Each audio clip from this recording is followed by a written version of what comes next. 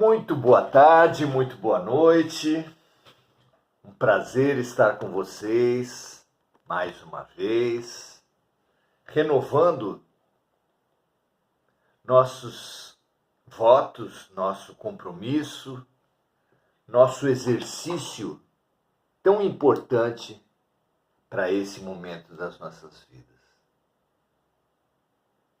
Dediquemo-nos ao Espírito. Dediquemo-nos ao que facilita as nossas decisões. Busquemos a clareza ética, a lucidez de valores, porque é isso que nos fará alcançar as boas decisões. Assim seja com todos nós. Temos estudado o livro O Consolador, trazemos para vocês, ainda como parte do primeiro momento do livro em que se passa em revista as ciências à luz da espiritualidade. Hoje trazemos o tema economia. A economia é realmente uma das ciências aplicadas mais interessantes e mais fortes, mais poderosas do nosso tempo. Numa sociedade superficial, materialista, ambiciosa, orgulhosa, o dinheiro realmente passou a ser um valor central nas vidas individuais, na relação entre as classes, entre as religiões, entre as nações. Então estudemos a economia dentro do limite possível, porque é claro que um livro como esse não consegue aprofundar todos os assuntos, todas as ciências, todos os conhecimentos humanos. Mas façamos a reflexão possível no campo da economia. Vamos lá? Pergunta 114. A economia deve ser dirigida? Como a maioria de nós percebeu, existem linhas na economia como em qualquer ciência. Uma dessas linhas é o liberalismo, que defende nenhuma intervenção na economia, nas leis de mercado. Que as leis de mercado devem ser os únicos princípios norteadores da vida econômica de uma coletividade. Se uma pessoa quer ter acesso à saúde, vá ao mercado e compre em serviços particulares, em convênios, o seu acesso à saúde. Se a pessoa quer ter acesso à educação, a mesma coisa. Adquira esses serviços. O mercado como instituição e as leis de mercado são as únicas referências dentro do liberalismo econômico. O mercado deve ser sempre livre, sem quaisquer intervenções econômicas. É certamente a partir dessa posição, questionando essa posição, à luz dos preceitos espirituais, que se leva a seguinte questão a Emmanuel. A economia deve ser dirigida, ficando implícita a outra pergunta, ou devemos deixá-la livre ao sabor das leis de mercado? Vamos ver a resposta? No que se refere à técnica de produção, à necessidade de repartição e aos processos de consumo, é mais que justa a direção da economia. Defende aqui Emmanuel que as coletividades devem intervir na economia no que se refere às técnicas de produção, ou seja, que se desenvolva uma certa coletividade com a máxima eficiência possível, tornando cada vez mais eficientes e mais poderosos, mais capazes os meios de produção, as técnicas de produção, ou seja, a tecnologia.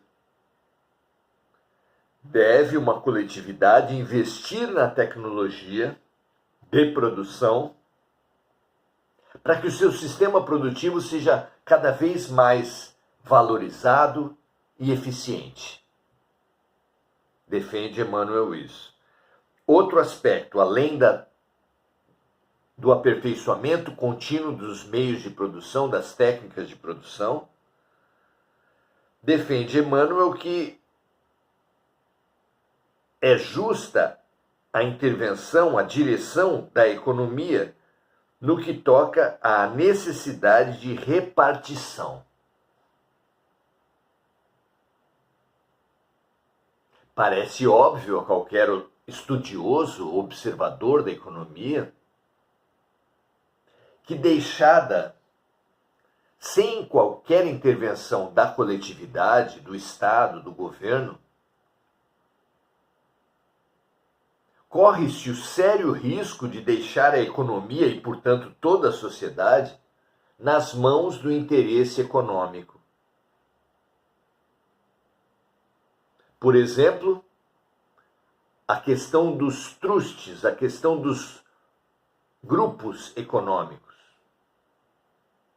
Se todos os postos de gasolina se unem, se é permitido que todos os postos de gasolina se unam, assim como todos os restaurantes, todas as escolas particulares, todos os hospitais, qualquer segmento da economia, se não houver impedimento, eles tendem a se juntar para estabelecer a preponderância dos seus interesses. Por exemplo, se o preço de custo da economia é 5, se o lucro dos empresários proprietários de postos de gasolina razoável seria um preço 9, onde 4 seria o seu lucro e 5 os custos de produção, é muito provável que, deixados livres, os postos de gasolina se uniriam para estabelecer entre si um padrão mínimo, um preço mínimo de, por exemplo, 12, em prejuízo dos clientes e da coletividade. Imagine isso acontecendo em todos os campos econômicos. Haveria um sistema de exploração, de drenagem, de vampirismo econômico, inaceitável, em claro prejuízo do bem-estar humano. Então, defende aqui Emmanuel a necessidade de atuação das coletividades no que toca à repartição do bolo econômico, que deve ter regras para que se pense no efetivo bem-estar da coletividade e não da exploração, da preponderância da dominação de um segmento sobre o interesse coletivo. E,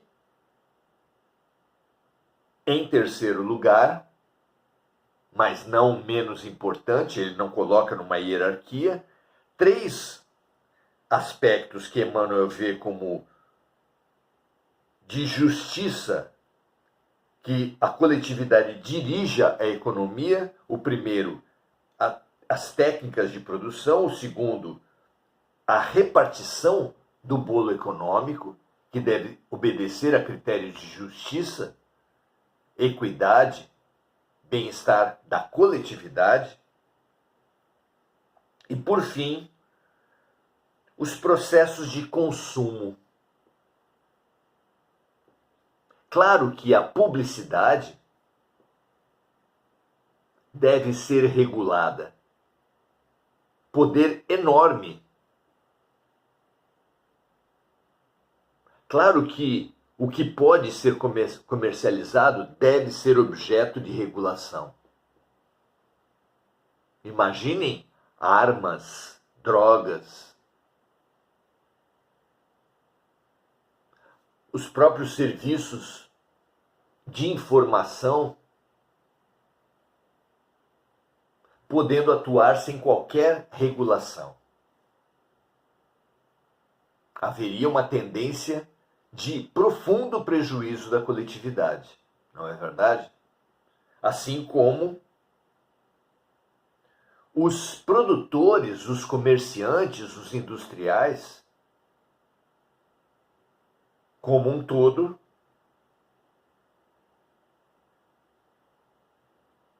tenderiam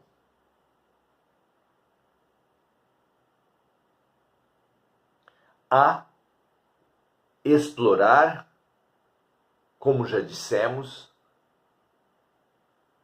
o mercado, direcionar o mercado, favorecer-se do mercado, porque, em geral, os agentes econômicos se dizem favoráveis às leis de mercado. Mas pode-se dizer que todos eles, se tiverem uma oportunidade de se organizarem para burlar as leis de mercado em benefício próprio, em benefício do seu segmento, eles o farão. Burlarão a concorrência nas compras públicas, burlarão a concorrência no mercado propriamente dito, fazendo grupos, combinando preços, em prejuízo do bem-estar coletivo, como já dissemos. Então, o consumo precisa ser objeto de intervenção da coletividade, com o estabelecimento de regras claras para as vendas, para as ofertas, para a conservação dos alimentos e etc.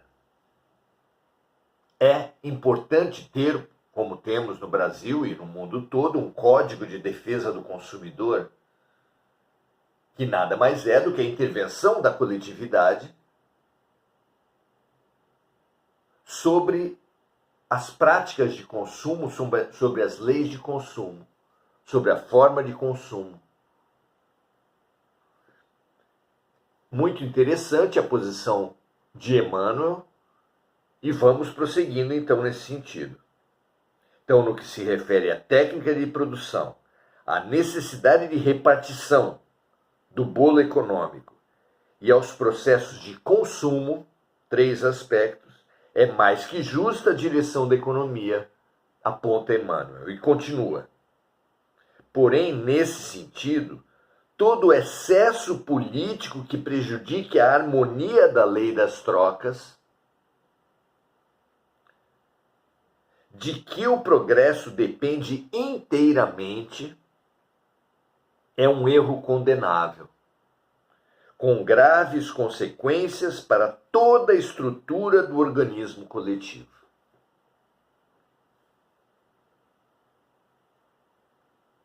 Veja ao que Emmanuel está se referindo aqui?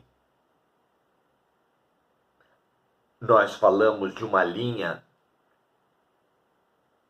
de deixar a economia ao sabor das leis de mercado sem quaisquer intervenções, e no extremo oposto temos linhas, concepções, ideologias econômicas, político-econômicas, que defendem o intervencionismo, o planejamento total, a determinação pela coletividade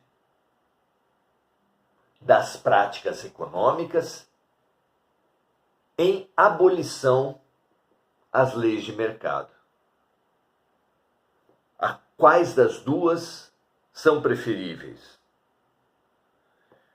Emmanuel começa essa resposta dizendo que há aspectos da economia que devem ser objetos de uma intervenção da coletividade por meio de leis, por exemplo, agências econômicas, etc.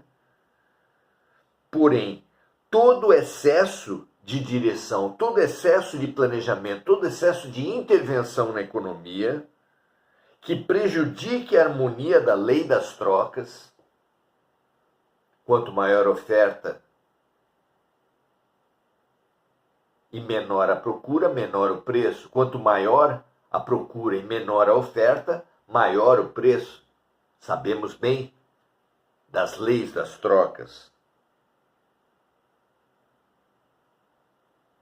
Então, todo excesso político que prejudique a harmonia da lei das trocas, de que o progresso depende inteiramente, é um erro condenável, com graves consequências para toda a estrutura do organismo coletivo. Tais excessos deram causa aos sistemas autárquicos de governo da atualidade, onde perecem todos os ideais de justiça econômica e de fraternidade. Emmanuel se posiciona contra esse excesso de intervenção, em virtude dos erros de visão do mau nacionalismo.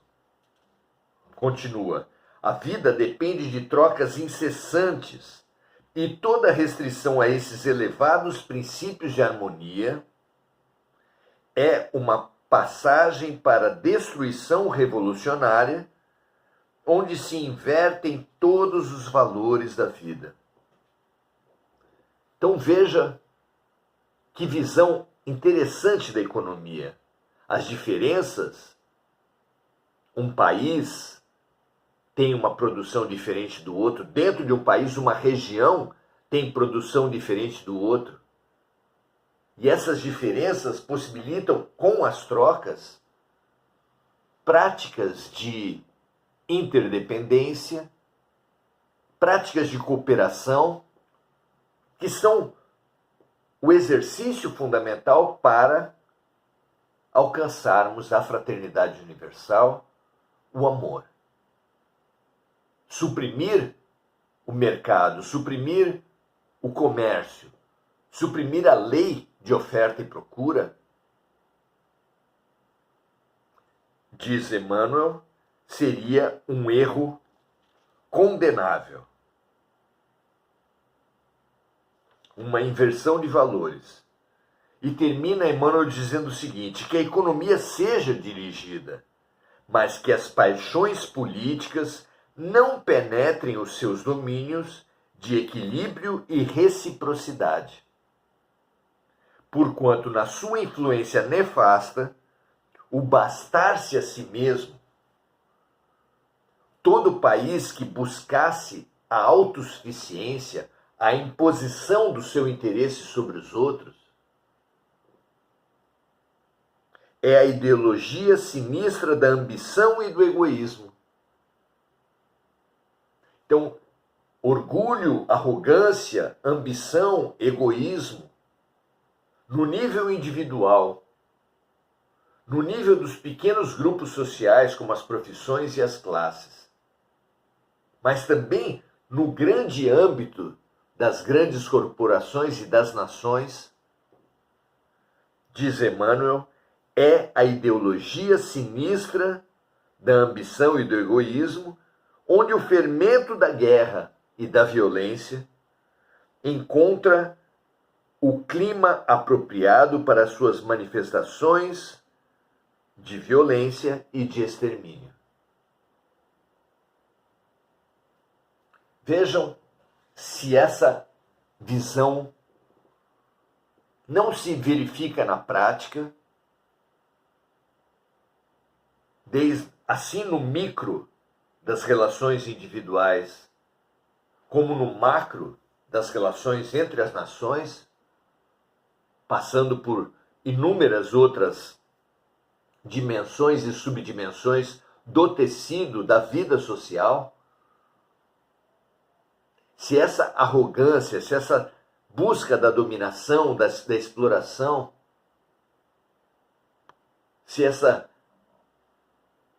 autossuficiência não são mecanismos de guerra, e se o interesse econômico, a cooperação entre regiões, entre países, não tem sido muitas vezes um freio aos delírios imperialistas, dominadores de muitos governantes.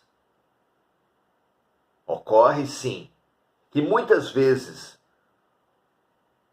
pressupostos egocêntricos, exploradores, violentos de um governo, de um governante, são contidos pelos próprios agentes econômicos maiores que cerceiam a ânsia de poder, de autoexaltação, a violência estatal, que quando na mão de maus governantes, vaidosos, dominadores, exploradores,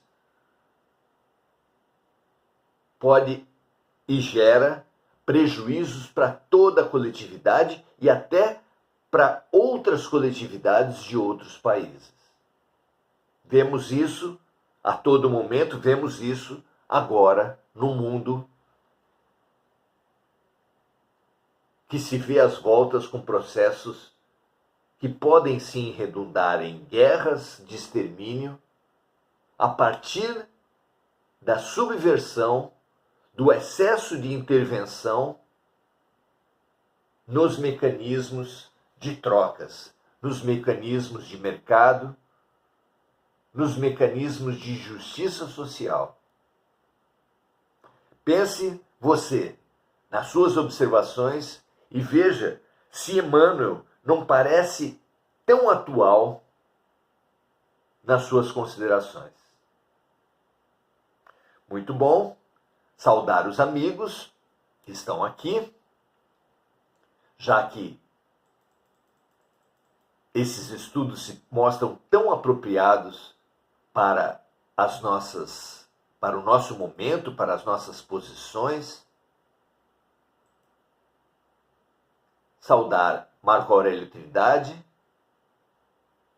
falando da economia solidária, que busca o compartilhamento de tudo aquilo que temos em excesso e as trocas, às vezes até prescindindo do dinheiro e da moeda. É muito interessante, são muito interessantes os preceitos da economia solidária. Praticamente todos nós guardamos a certeza de que só podemos resolver nossos problemas com dinheiro, mas se numa determinada comunidade, de um bairro, de uma religião, de um clube, se essa comunidade resolve trabalhar nos moldes da economia da economia solidária, pode fazer trocas sem dinheiro, apenas estabelecendo um parâmetro de comparação para saber quantas roupas deve lavar uma lavadeira de um antenista, para remunerar o seu trabalho de antenista que ela necessita. Quantas refeições deve fornecer um cozinheiro para pagar a pintura da sua casa? Isso não só é possível, como já foi um dia a base de todas as trocas, o escambo. Nós é que nos vemos escravizados ao dinheiro como condição básica de solução dos problemas. Não. O mercado sim, mas o mercado sem o dinheiro, com as trocas diretas, também é viável em pequenas comunidades, pequenos círculos. E pode, sem dúvida, ser solução para muitos. Pesquise a respeito disso. Economia solidária. Você verá inúmeras formas, inúmeras experiências, as mais interessantes, onde muitas e muitas pessoas vêm resolvendo os seus problemas sem a disposição do dinheiro, sem a necessidade do dinheiro. Veja lá e você vai se surpreender, eu tenho certeza. Muito obrigado pela presença de todos. Mônica Silva, Marco Aurélio Trindade, Adelaide Dias, Emir Cajazeira, Mônica Silva, lembrando de amigos encarnados e desencarnados, lembrando das vítimas das guerras pelo mundo e das vítimas dos desastres climáticos. Muito bom ter todos vocês aqui. Convido, sempre que vocês entenderem que pode vir em benefício de mais pessoas, compartilhar, multiplicar. Tão importante nos conter na multiplicação de mentiras, de ataques, de agressões, quanto propagarmos as práticas solidárias, o bem e a paz. É da nossa responsabilidade. Assumamos nossa responsabilidade e façamos o bem. Um grande abraço, paz e luz a todos, que toda a humanidade seja redirecionada para o amor e para o bem, para a paz e para a solidariedade. Um grande abraço e até a próxima.